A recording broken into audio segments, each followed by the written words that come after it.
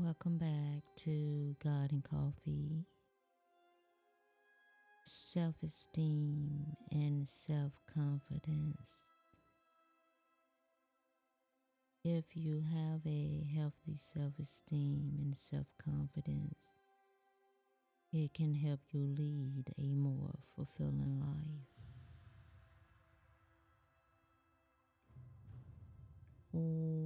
Self esteem is a topic that I did a few courses on or so, maybe 4 parts or so on self-esteem, low self-esteem. And you will find me talking about self-esteem a lot because that was one of my biggest hurdles of getting through was low self-esteem. And how do one acquire low self-esteem? Mine was required through bullying.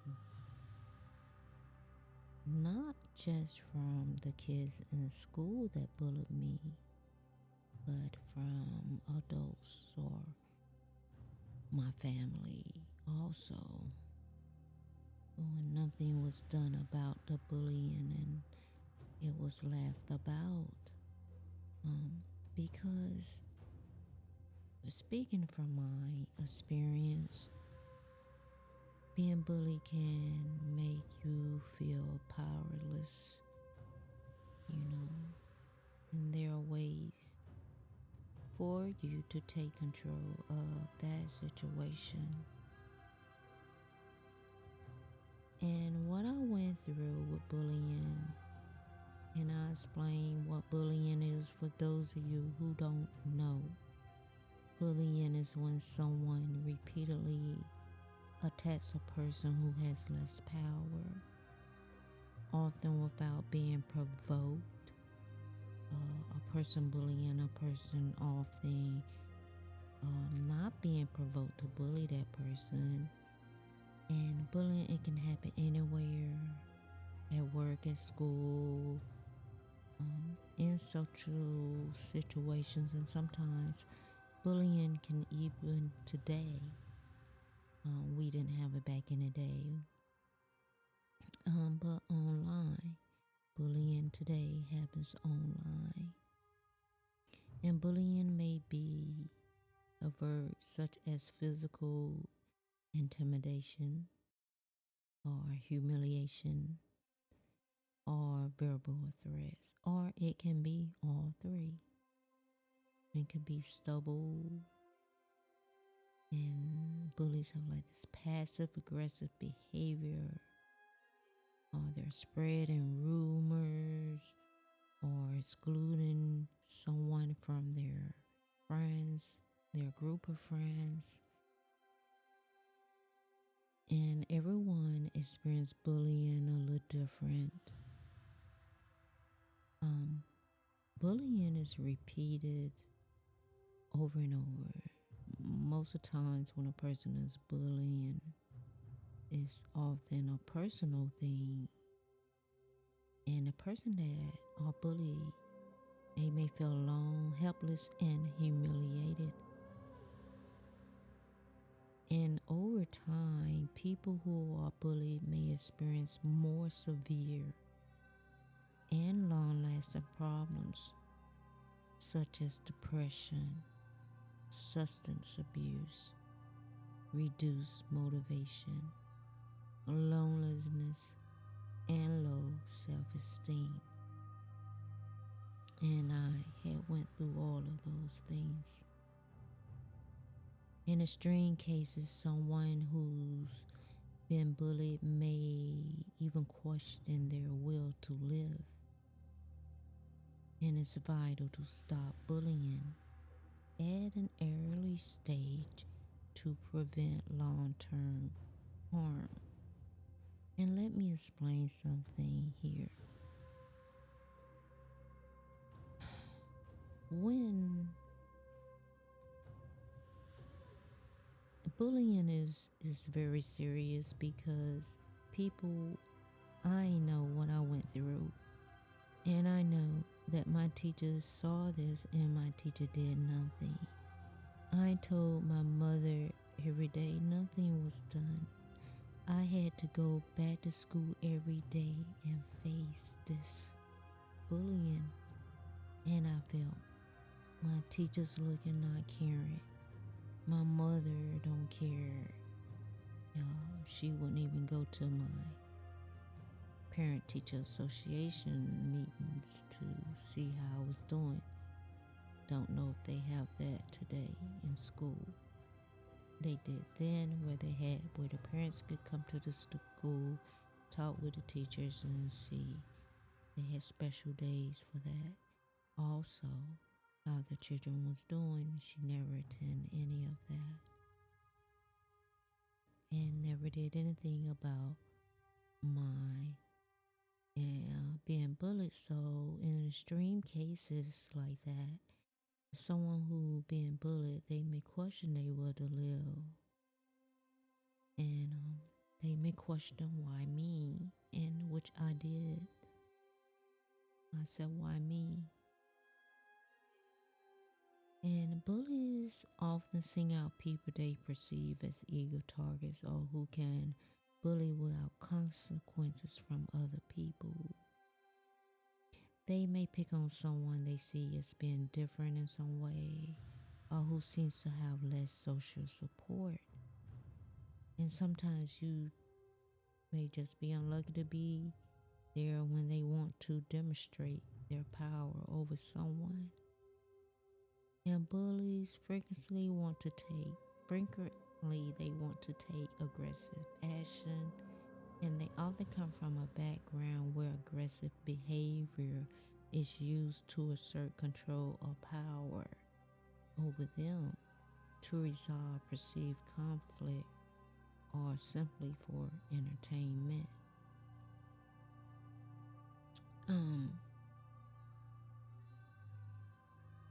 And a lot of bullies are going through things in their lives or at home themselves, and they bring it and take it out on others.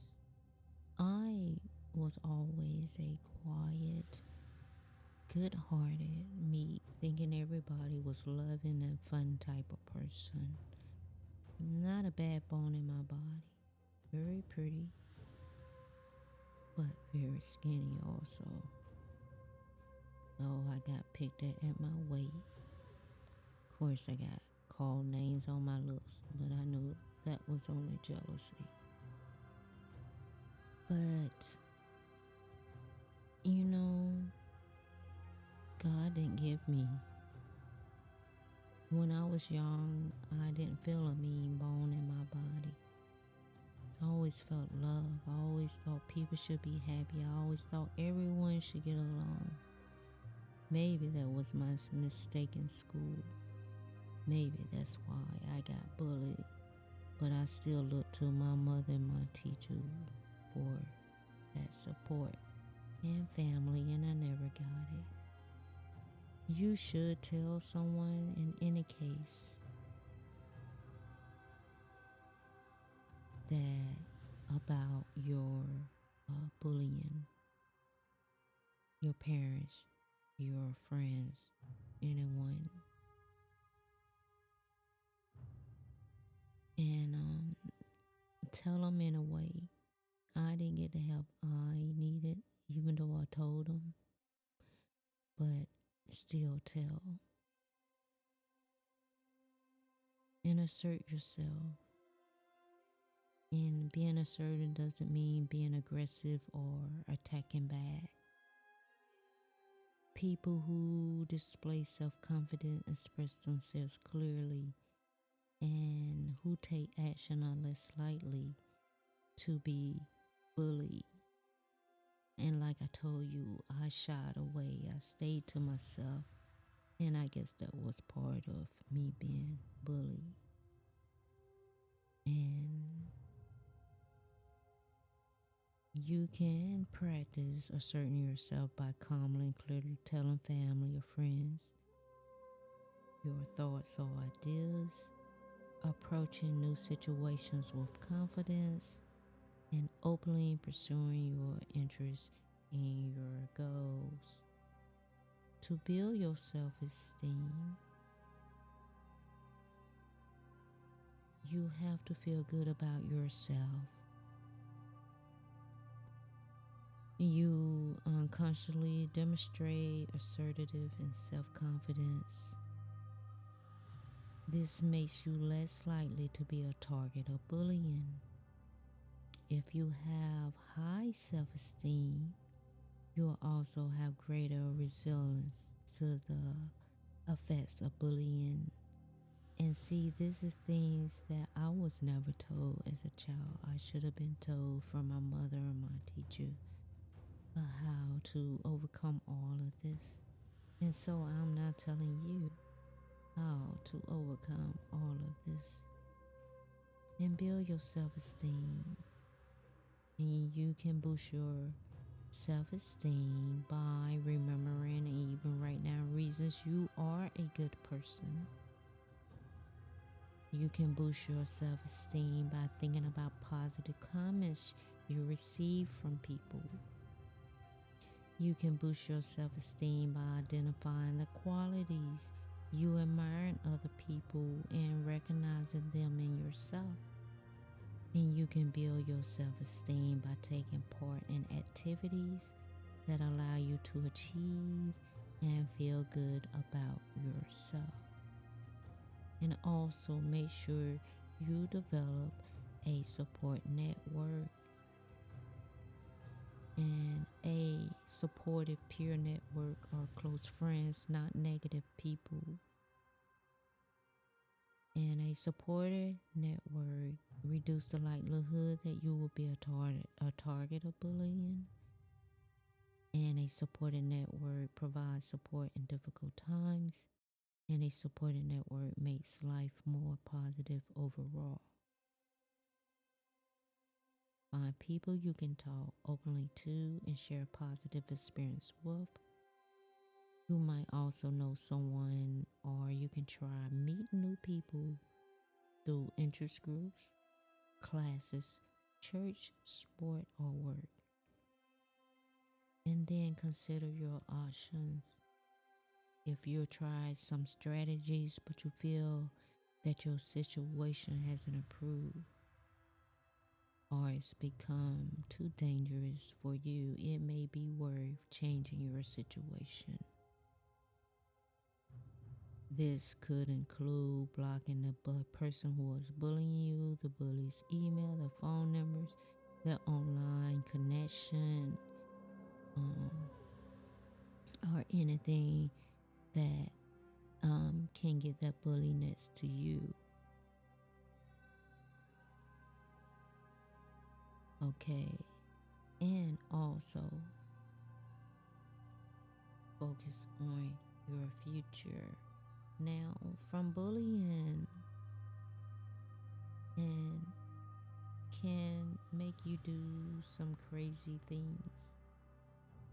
It can really make you cause yourself deliberate self-harm. And self-harm can be difficult to understand, but for the person who hurt themselves and their family and their friends, they know. And it can be triggered by a number of reasons, including stress and anxiety, or going through difficulty in life situations. I tried not only suicide in my life, but self-harm. People you don't understand. And I know we are adults here, but even if you have your children, pay attention to your children. Don't let them be bullied in school. It's not a good thing.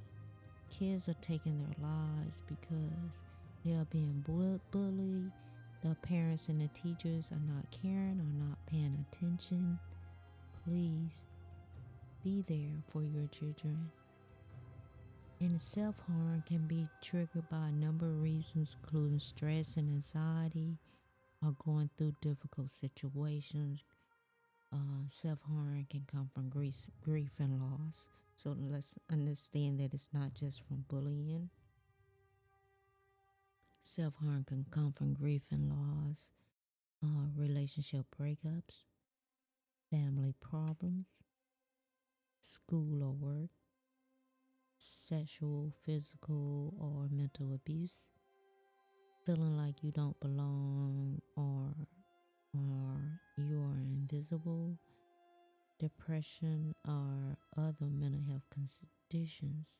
So when going through these difficult times, you may struggle to find words or outlets to express the intense emotions you're feeling. So self-harm may seem as a way to cope with these feelings or express that you need help and support. And what you can do is stopping self-harm is a difficult and personal decision. Ultimately, you must find reasons that are important to you and will influence a change in your behavior. If you need help finding these reasons, speak to a professional counselor or doctor that can help you. And once you make the decisions to stop self harming yourself, it's important to remember that it's a process. You may occasionally fall into old behaviors, and that's okay. For occasional lapse is a normal part of recovery. And your coping techniques, and these techniques can help you avoid postpone or minimize self-harming behavior. So distract yourself. Number one, distract yourself. If you're thinking about self-harming yourself, find different activities or focus your thoughts on something that distracts you from your current situations and feelings. And this should only be used as a self-turn solution. Self-smooth, self-soothe, soothe, SOOTHE, self-soothe. Use your five senses to refocus your thoughts and feelings and claim yourself. For example, listening to soothing sounds and find a beautiful view, hug someone or cook or eat your favorite meal. These are ways we're talking about to keep from self-harming yourself. Distract yourself, self-soothe yourself. Find different things, eating, cooking, anything to make you feel better. Improve the moment when you're faced with a negative experience or intense emotions. Use the improved moment to create a more positive physical and mental space for yourself. So you take time out. Okay, imaginary picture a safe place or location that you remember fondly. You can do that in your mind sometime. If you remember a safe place. And meaning, look for a silver lining in what you're experiencing, if there is one. And prayer. This don't have to be religious. You may find it helpful to use spiritually, meditation, or mindfulness practices to center yourself during difficult situations, because we all know that spirituality and meditation really helps relax us and put us to a safe place of thought and relaxation. And relaxation techniques such as deep breathing or progressive muscle relaxations can help you clear your mind. And one thing, focus on one thing in the moment. bring your attention back to what you can do now. And this can prevent you from worrying about the past and what may happen in the future.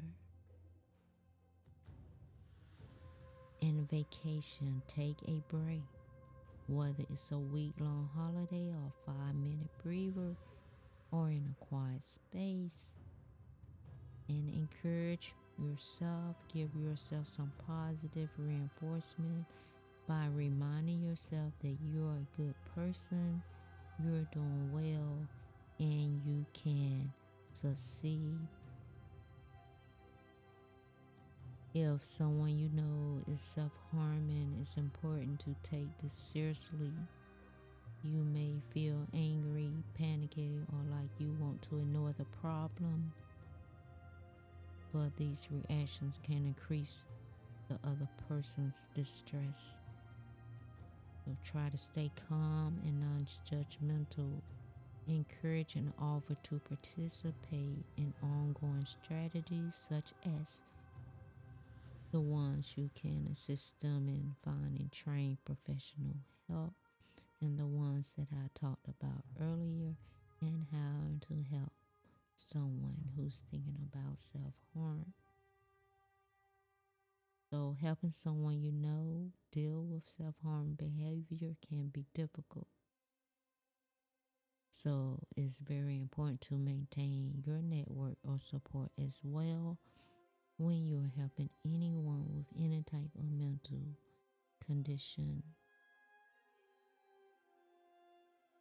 And sometimes we are put in a situation of someone we know who is harming themselves or thinking about harming themselves, and it's not always easy to tell if someone is thinking about self-harm.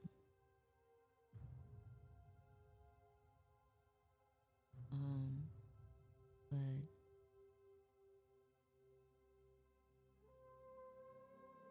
it's common for people to hide that they self-harm.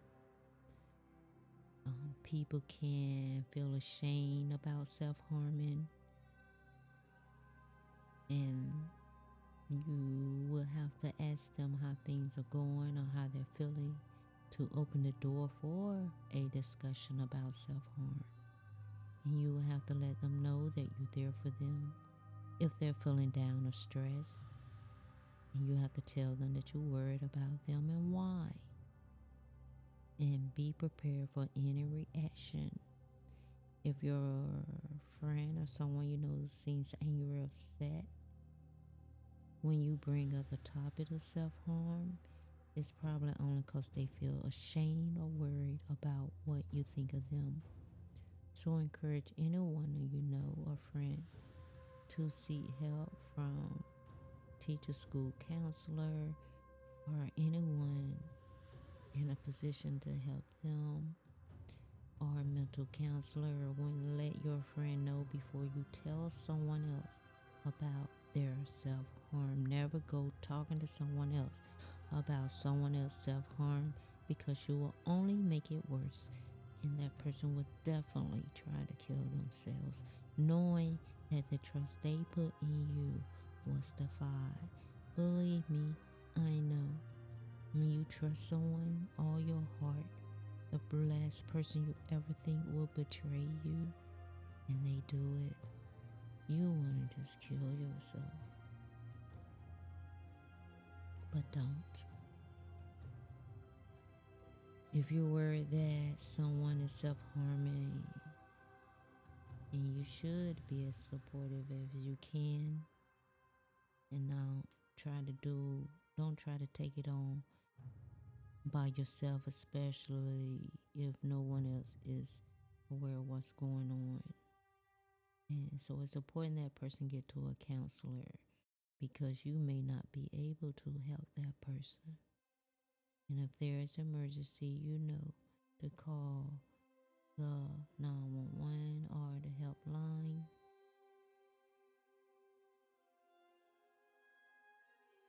And make sure to look after yourself. And this this will be the topic on bullying and self harm. I think that's what we will call this one. Bullying and self harm, or deliberate self harm. That's what we'll call it. Bullying and deliberately self harm. And thank you again for listening to God and Coffee.